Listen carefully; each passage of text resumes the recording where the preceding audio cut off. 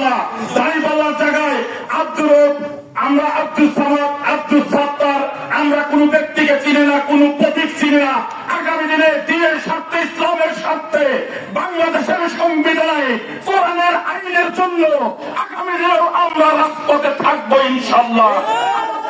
মনের নির্দেশে আপনাদের প্রতি আমি উদাত্ত আহ্বান জানাবো। আপনারা জানেন এই টাঙ্গাইলে গত 17 বছর মজলুম অনেক মানুষ রয়েছে যারা সত্য এবং হকের পক্ষে যুদ্ধ করতে গিয়ে তাদের জীবনের সর্বোচ্চ হারিয়েছে।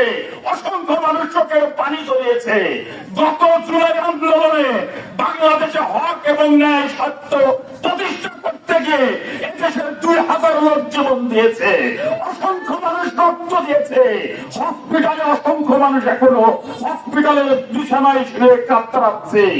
যদি আপনারা আমাদের সেই হাজি ভাইয়ের রক্তের প্রতিশোধ দিতে চান, যদি আগামী দিনে ইসলামের বিজয় চান, ইনশাআল্লাহ আগামী দিনে রায়গঞ্জ থানার সামন্দাবাসী রিকশা মার্কা প্রতীকে ভোট দিয়ে আমরা প্রমাণ করব আমরা সেই রহমানের নির্দেশ পালন করতে গিয়ে আমরা ইসলামের বিজয় এনেছি ইনশাআল্লাহ।